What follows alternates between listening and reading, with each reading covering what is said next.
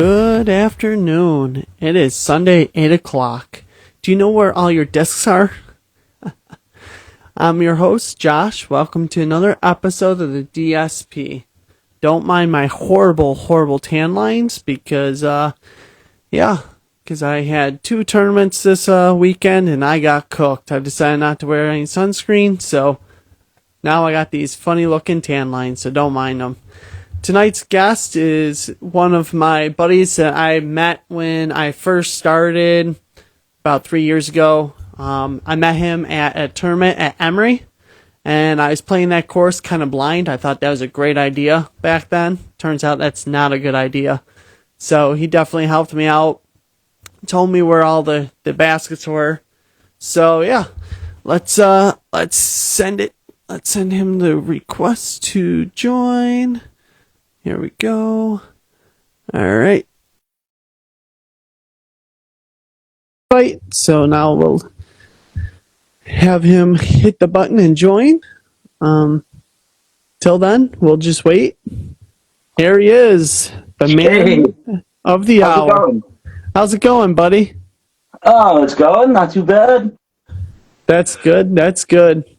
So this is Isaac. He is as his video's buffering to come through. We got his audio, so we can hear you. So that's good.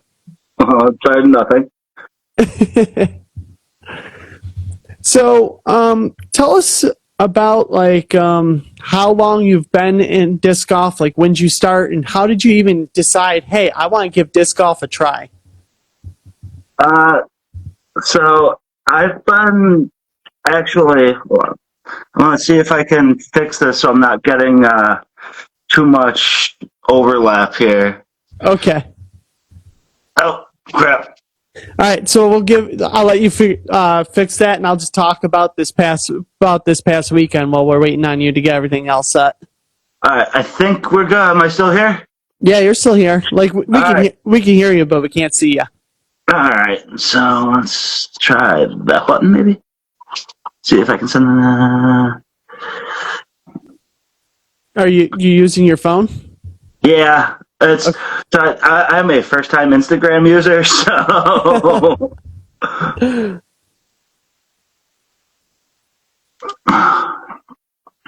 But I guess as long as you can hear me, that's all that really matters. Yeah, that's all right. That's all good. People just have to look at my ugly face the whole time. Yeah, my beard's just a little bit longer than yours. That's really the only main difference there. All right, so let's kick this off. So when did you start disc golf? Like, how many years ago, and what actually got you into it? Like, what made you decide, hey, let's try disc golf? So I actually played my first round probably about 15 years ago, and a buddy of mine essentially said, "Hey, let's go to Chestnut Ridge and let's throw some frisbees and play disc golf." And I was, what's that? I've never heard of it. Oh, come, you'll love it. Have a great time. And I did, and my form was absolutely terrible, and I threw nothing but forehands and couldn't figure out a backhand to save my life and couldn't push more than 100 feet, and I was hooked. Yeah, it's crazy how, like, when you first start, you think 100 feet is so far, and then you watch someone else throw, like, extremely far. It's like, whoa. Oh, and to think back then and now, like, I've been working on my backhand almost exclusively for the past 2 years, and I'm starting to push 300 feet on a regular basis. I'm like, this feels fantastic. Ooh. Now, you're a lefty, correct? No, I'm a righty. Oh, you're a righty? Oh, okay. Yep. This whole time I was thinking you were a lefty.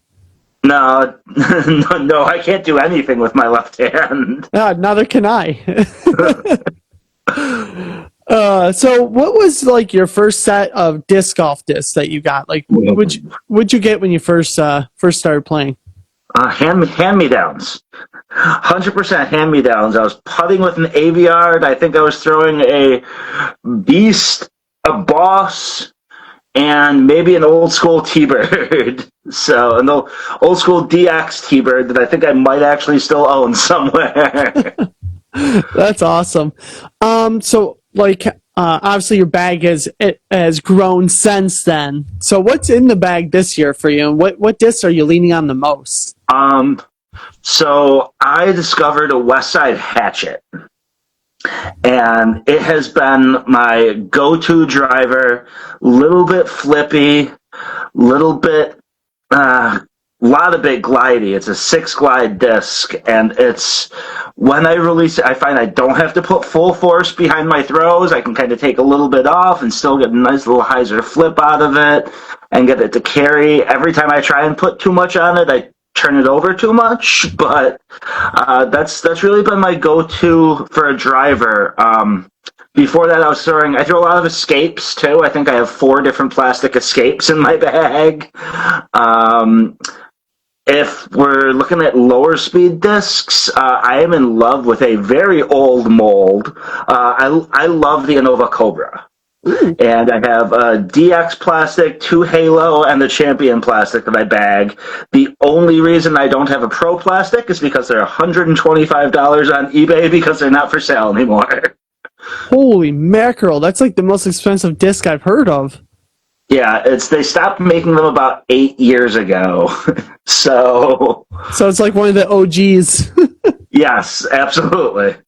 But it's a 4-speed with 5 glide, neg 2 turn, and 2 fade. And the Halo ones are just so reliable. I can throw them exactly where I want them to go. And it's anything, I'd say probably 150 to 250 foot range. I'm usually busting one of those out.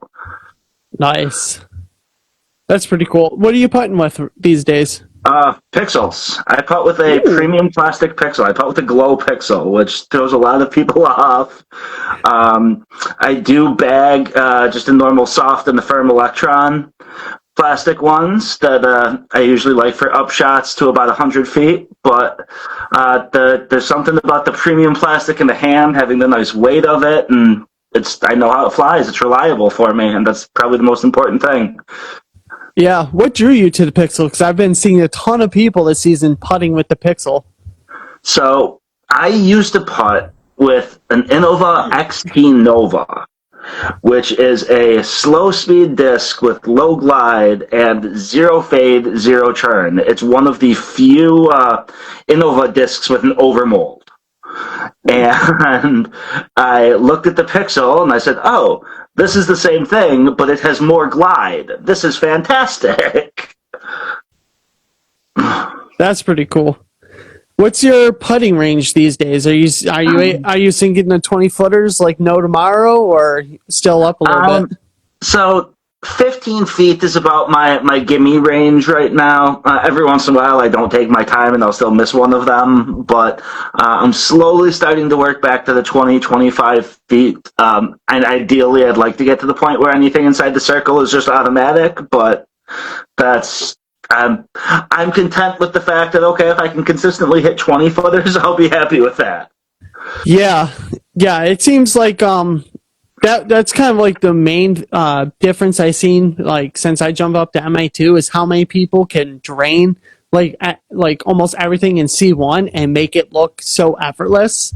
It's pretty impressive and mind-blowing.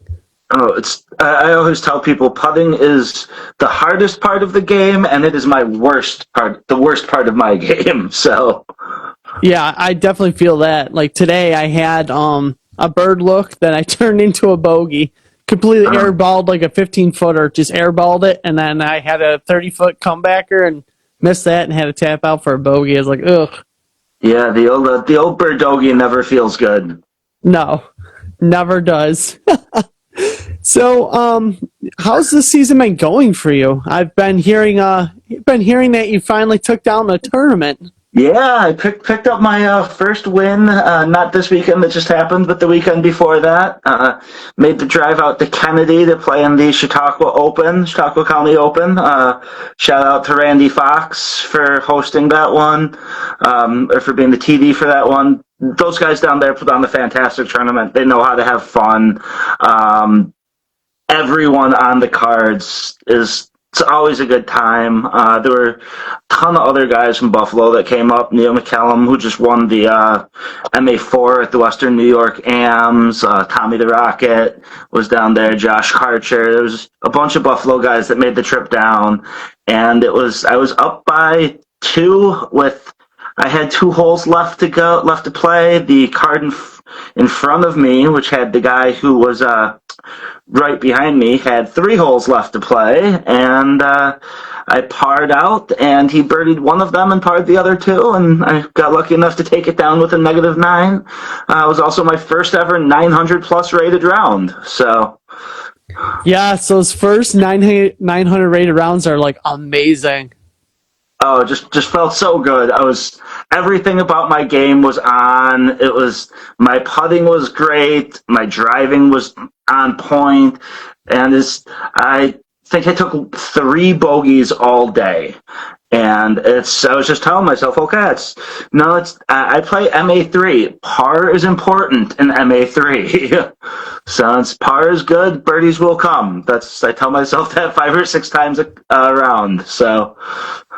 Yeah, even in MA2, that's perfectly fine because that's how I play my game. I just aim for clean rounds. I don't birdie too much, but if I keep it clean, then those couple birds I do get actually work out pretty well. I think I only bogeyed 5 holes at the Spartan Open last weekend. I mean, one of them I took a triple on because it was the new hole 7 across the street, which I had. I think it's technically hole 7 across the street. The one that had all the tall grass on the right with all the OB on the left. Yes, that one was very interesting, to say the least. I've never played any of the lower Niagara stuff before up there, so I ended up taking a 6 on that one after going OB off the tee. So, but other than that, and if it hadn't been for the triple, I would have shot even round 1, and I would have been super happy with it. But I didn't have a bad day. I didn't have a great day, but middle of the pack, I'll take what I can get. Yeah.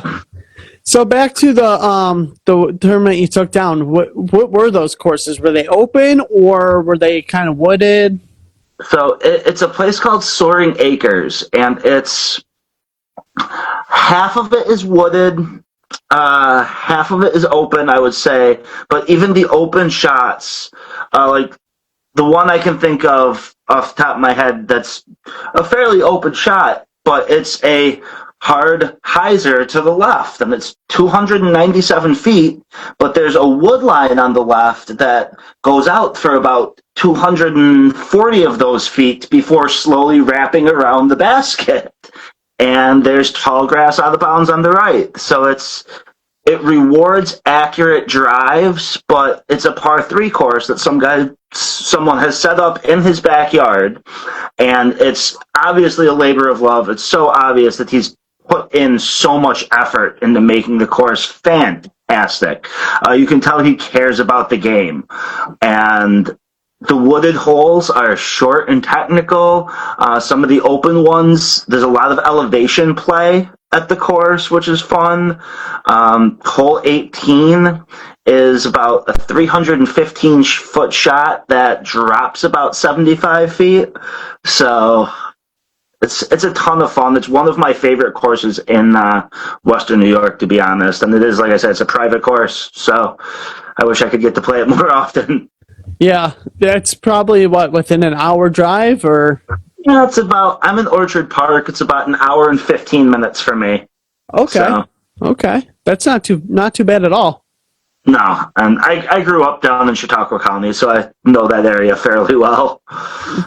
That works out pretty good. So, also with this awesome season that you're having, you also TD'd your first event. What was that? A couple months ago? Last month, May. Yes. So, yeah. How did that go, and how was it leading up to it, and what did you even have to do to get ready for that?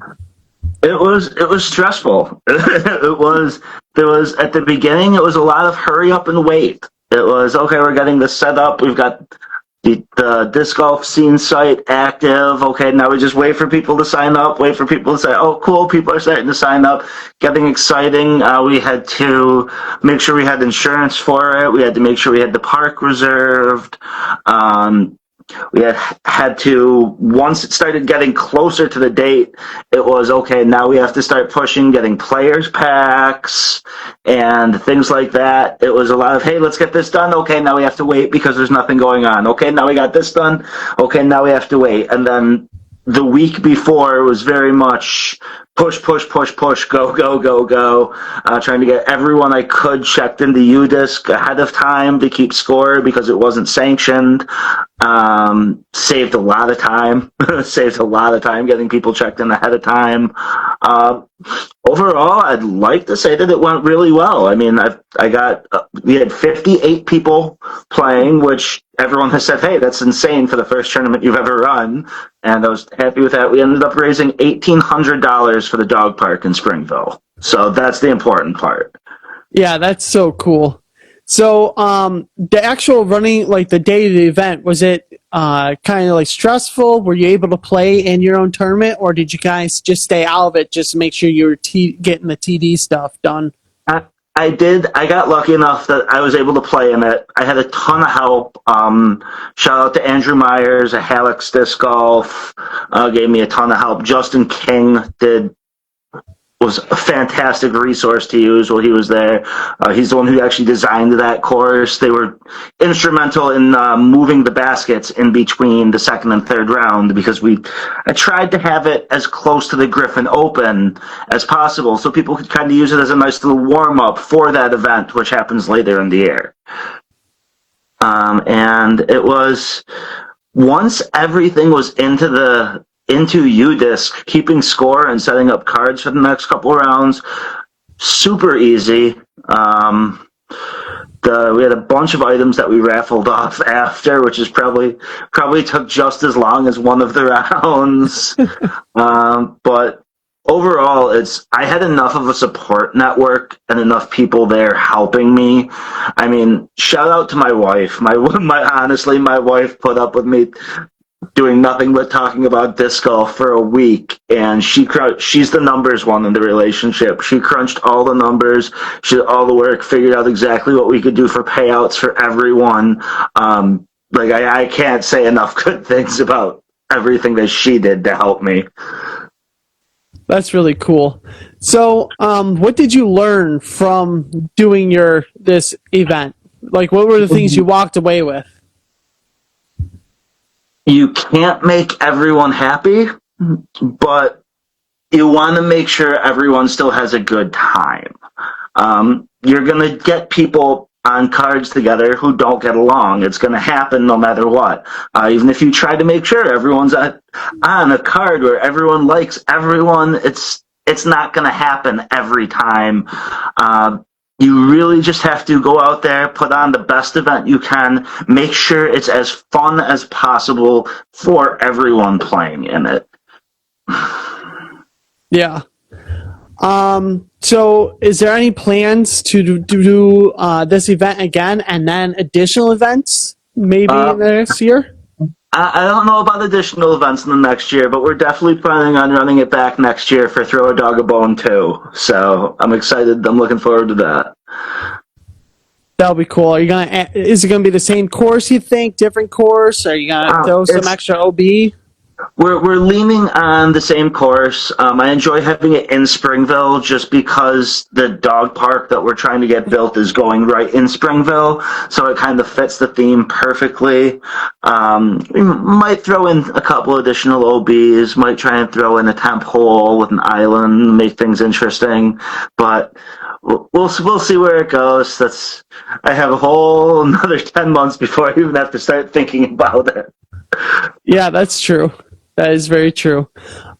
Did you play today for the point series?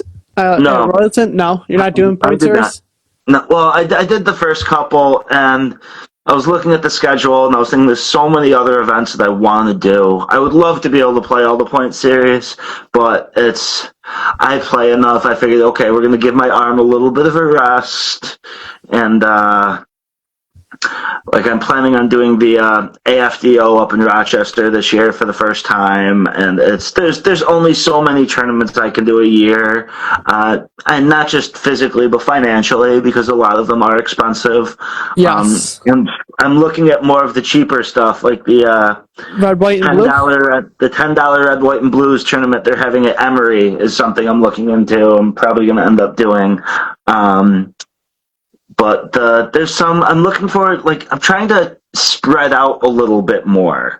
The American Flying Disc Soap and around at Parma and around at Shadow Pines. Yep. Parma is one of the best courses I've ever played. It's absolutely gorgeous. And like I played North Cove before the hurricane, so Yeah. Parma is absolutely unbelievable. It's one of my favorite places to be, and my dad literally grew up right down the road from it. So I haven't played Parma since they redid it. So what am I actually getting into? Because I'm gonna go out there on the 28th and go practice it. So what actually am I getting myself into? full tees, 2 baskets on every hole. They have a long and a short, so figure out which one you want to play before you start throwing. Just some gorgeous shots, a lot of technical woods golf, but there's still, I want to say, still a decent amount of nice open shots where you really have to push something out, but it's a lot of shot shaping once you're in the woods. So kind of like what Royalton is. Yeah, probably that's the closest thing. Like, picture it as more of a grassy Royalton. Ooh, okay. I could do more of a grassy Royalton. It absolutely is. It's one of the most picturesque courses you'll play too. Okay, cool. You'll have to let me know when you're going up there. If I'm not doing anything, I might tag along. Okay, yeah. Yeah, because I played Royalton today and it kicked my butt. I just cannot play that course. Every single time I go there, it just destroys me. That's how I feel about Joseph Davis. Like I can go out to JD by myself, and I'm like, "Oh, this is fantastic! I'm having a great time." And I go out there for a tournament, and it's turning everything over too much, and my putting falls apart. But I'll go out there in a practice round, and it'll be beautiful with no wind, and then we'll get out, it'll be like the wind it was on Saturday. Yeah, like even when I do practice rounds at Royalton, I still do terrible. Like I don't know what it is with that course, but it just destroys me every time I'm there. It's not an easy course. I feel like Bond, the second round, it does that to me. Like I could play if I played the Bond Open this year, and after the first round, I was on the lead card, and then I'm like, okay, second round, and I just fell apart. I was getting tired. My legs were, and my old man knees were getting sore. So, Yeah, I don't know what like I know like part of the issue is like at Royalton you can't really use a forehand, and I'm like forehand dominant, so I need to like use my backhand, which I can throw backhands, but I don't trust it to hit those tight of gaps. it's funny because I mean, like I told you, I threw forehands for the first 10 years that I played, and like nothing but forehands. And I'm finally at the point this year where I'm actually starting to trust my backhand a little bit more than my forehand, and it feels so weird. Yeah, you probably got to a point where it's also extremely natural now too. Yeah, yep. It took a lot of throwing to get there, but Did you take lessons, or did you just kind of just go out to the field and just kept working at it? so I went out to the field and kept working at it. I'm good friends with Aaron Simmons, and I got to go out a couple times. He plays MPO. I got to go out a couple times with him, and he's like, "Hey, try doing this. Here's this little tiny pointer. Try fixing this a little bit." And then I was lucky enough. I played the Sanction League with Trevor Goodyear. One of the Thursdays it was up there, and he's like, "Oh, this is the one main thing that I can see that you're doing, and you're swooping a little bit when you pull through. If you try not to do that, you'll get a little bit more distance. It'll come out smooth." So it's just picking up little things here and there from people. Videoing myself. I was playing with a buddy of mine, and I had him video me, and this was when I had first started throwing backhands, and I had no clue why everything was feeling so weird, and I watched the video, and it's like, oh, I'm X-stepping backwards.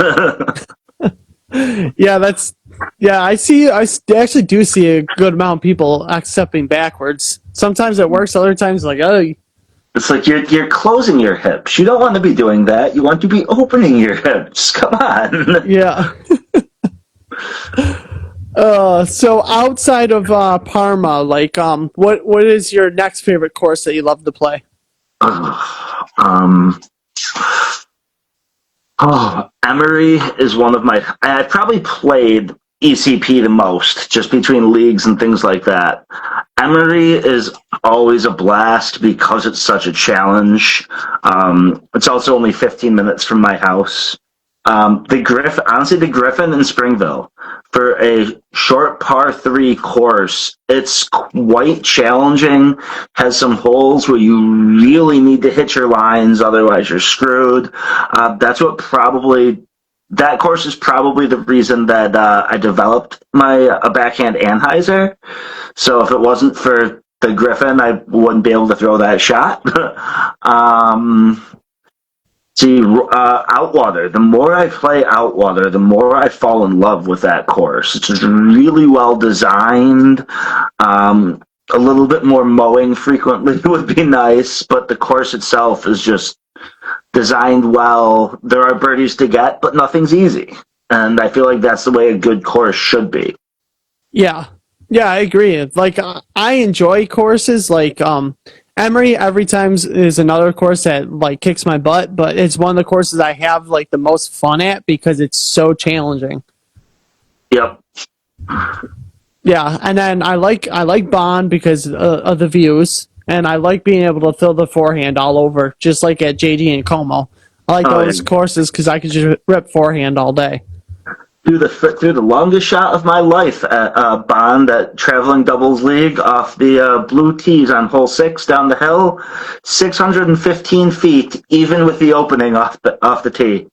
So wow, that's insane. It's just, granted, it's downhill, so it's not really 615 feet. But when you can watch a disc fly for that long, it's just so pretty. Yeah. And then you stand there and think, man, the guys on Pro Tour do this just on every tee, basically. Right? If I could do this on flatland, I would make money playing this game. What are your goals for disc golf and as a TD? As a TD, the goals are easy. Just put together an event that people can come out, enjoy, have a good time, and put together an event that's worth people going home and thinking, yeah, I really had fun doing that. I want to do that again.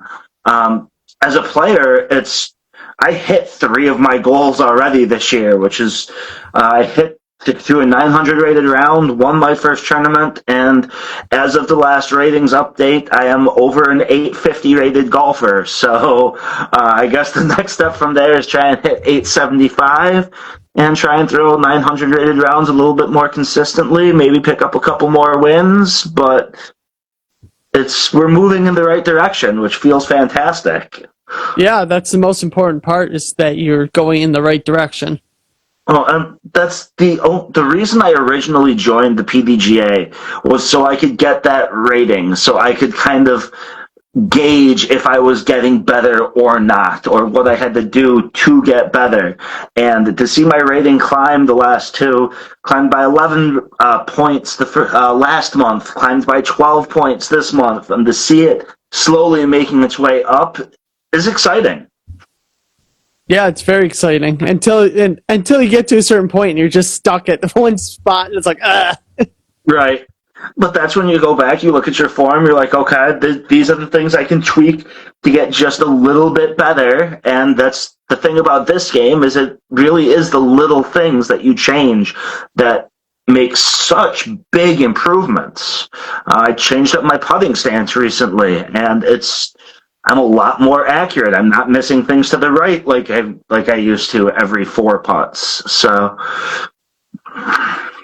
Yeah, that was something that I kind of focused my whole winter on, was actually learning how to putt, because last year I would just walk up and just had no aim, just kind of just chuck it at the basket and hope for the best. This year I actually have like a full aim, I have a whole putting routine, and it works. It's Yep, and phenomenal. do your routine every time. There is no such thing as a gimme unless you are literally dropping it into the basket. I played the Grand Islands last year and was 5 feet and picked up my disc, went to toss it in, bag on putt, not taking my time, and missed it to the right, and then proceeded to miss the cash by one stroke. Man, that's rough. Oh yeah, oh yeah. And those are the ones that you just beat yourself up over, because it's like, okay, if I had taken my time with it, I would have made that putt. So that's slowing down. And Yes. it's another thing that is I've learned with my backhand too, is the more I slow down, actually, the better my shots look. It's slow is smooth and smooth is far. So Yeah, that's what I got work on, is slowing down, not trying to sprint through it. yeah. So do you have any questions for me? How's your season been going? I mean, you've got to be at least close to a podium. I saw you played well. You've got to have at least one podium or two podiums already in MA2 this year. Two podiums. I got Bond Lake Open, was it, and then Spartan Dis Open, which was yesterday. Yeah, nice. What did you end up finishing that? Spartan Dis Open, I tied for second. It came down to the final hole. It was me and Andrew.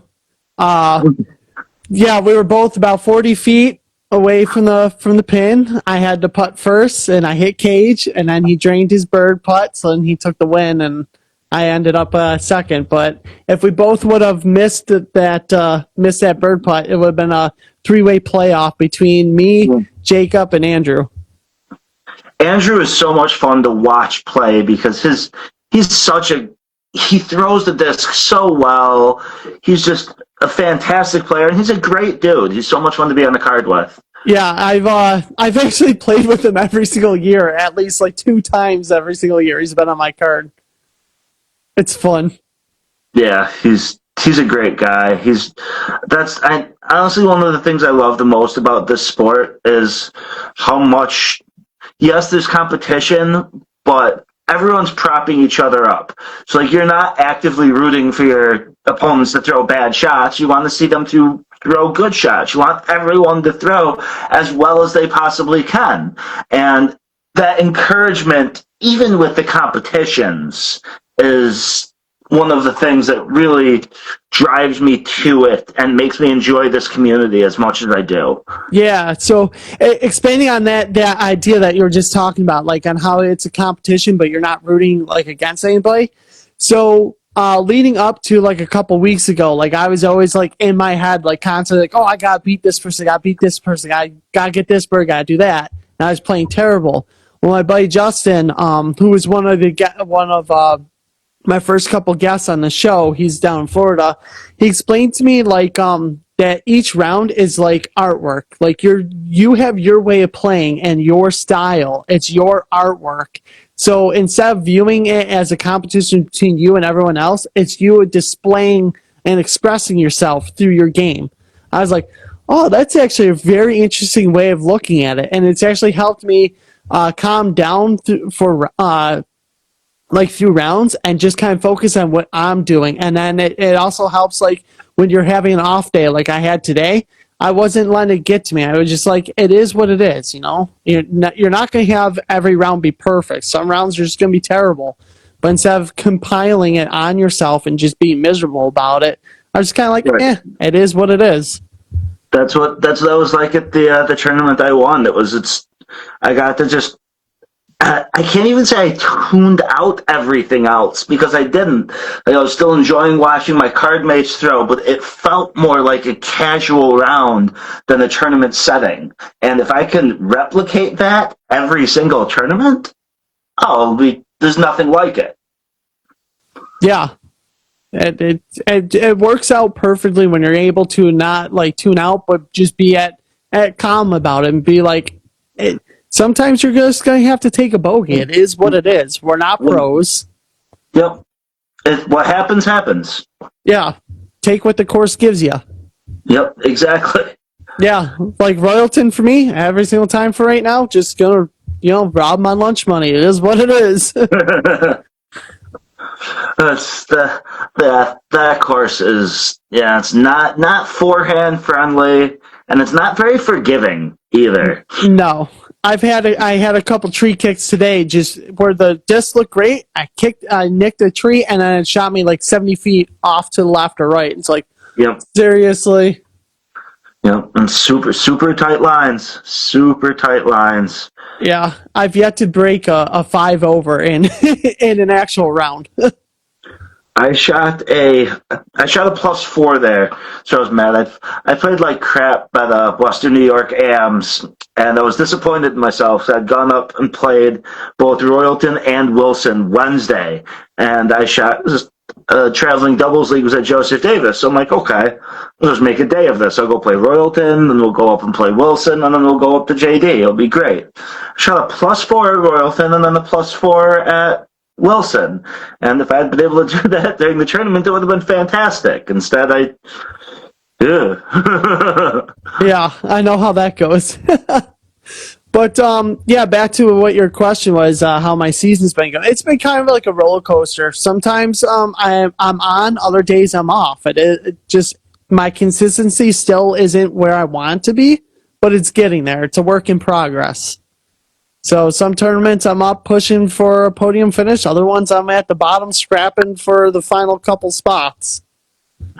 it's that word consistency, and I feel like if we could throw to the best of our ability on every single throw, I wouldn't be playing MA3. Yeah, we'd all be like MPO and on tour. Exactly, but it's that consistency is one of the things that makes it it's one of the hardest aspects of the game, is just being able to recreate those shots every single time and just constantly doing the same exact thing, the same exact motions, and it's not easy. No, it's definitely not. Like, I mean, a perfect example of this is my weekend at SDO. I shot, it was a -5 first round, -2 second round, both over 900 rated, finished second, great.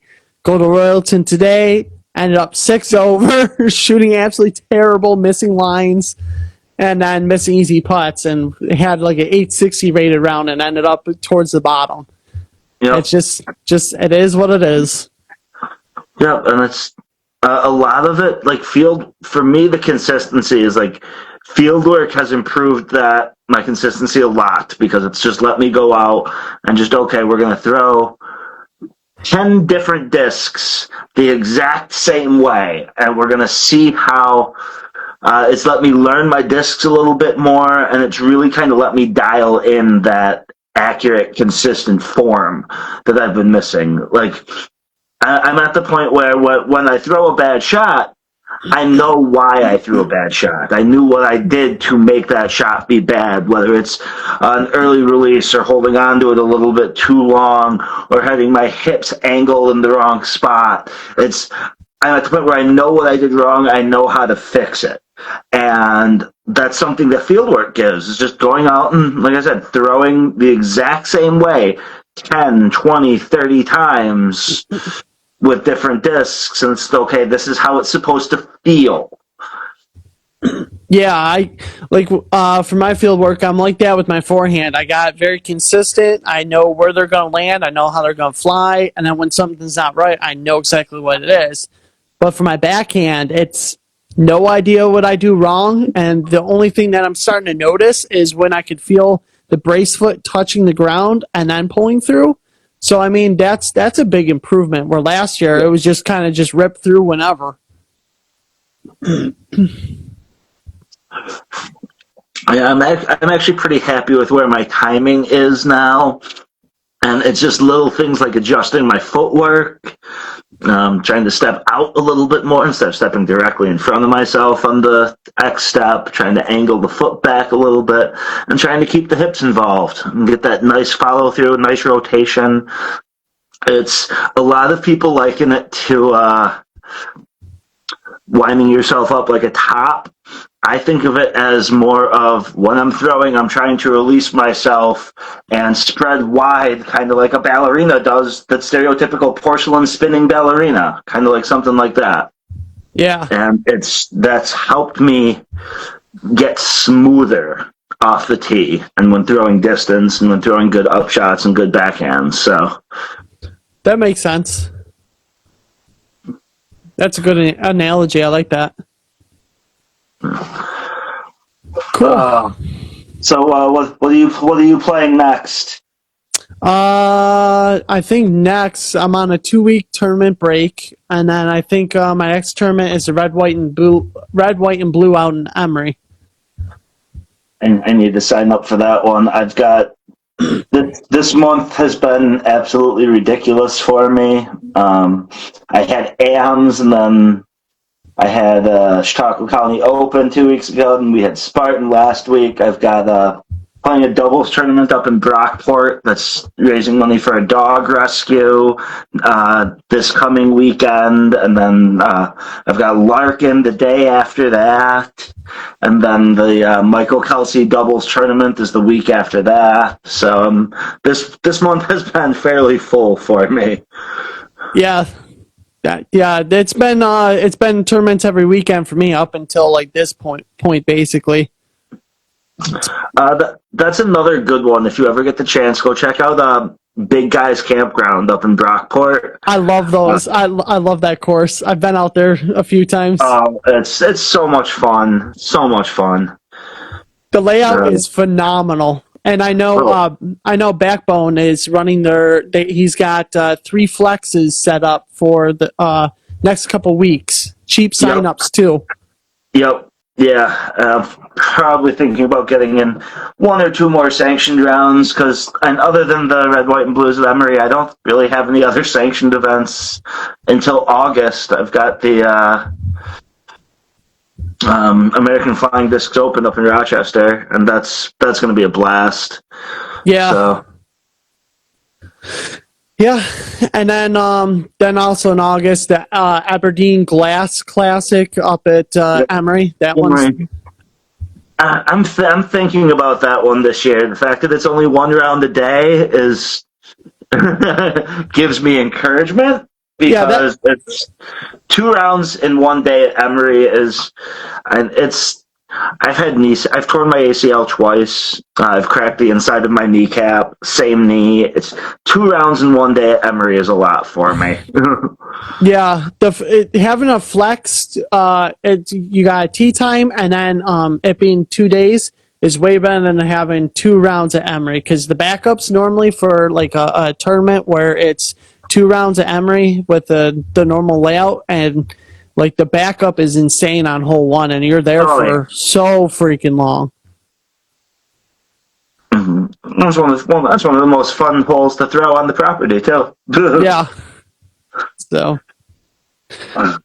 But yeah, that's like I said, I got lucky enough. I was able to get down and play North Cove Country Club just outside of Asheville, North Carolina, last year, right before the hurricane hit down there, and that property is everything that a disc golf property should be. Small clubhouse, but 3 courses on the property, 2 tournament quality courses. I played the Boulders course, which is one of I think it was the course the FPO played at the Blue Ridge Championship a couple years ago, and I think Gatekeeper covered it. So I got to throw it, and then I got to go, and I got to watch those ladies throw it, and I'm like, okay, yep, they can still throw farther than me. But I always tell people, like, go outside your comfort zone, and I try and travel a lot. And every time we go somewhere, I'm bringing my discs. I'm throwing a different course I've never thrown before. Like we got to Asheville, and I look at my phone, and I happen to see, oh look, there's a league going on at the course 5 minutes down the road. I'm gonna go play in this league and meet some fun people in this new town I've never been to, and play this course for the first time with people who actually know the course.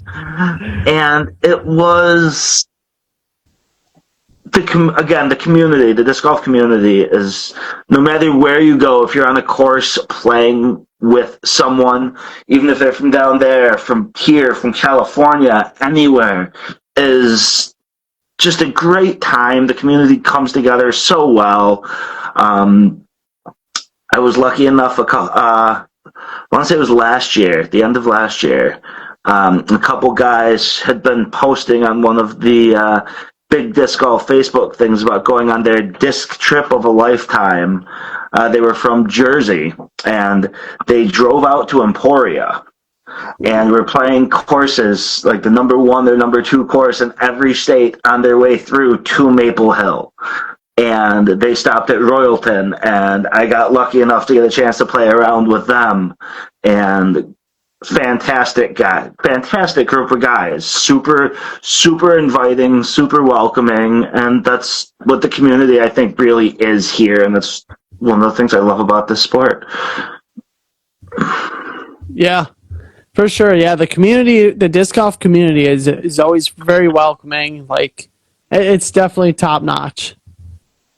It's definitely more welcoming than just about any other community. There's no gatekeeping at all. Yeah. So, any more questions, or is that it? I don't have anything else for you. You have anything else for me? Nope, that's about it. Thank you all for right. Being my guest tonight. Hey, absolutely. Thanks for having me. I appreciate it. Good chatting with you as always, and I will see you Thursday. Yeah, I'll see you Thursday. All right, man. Bye. All right, see ya.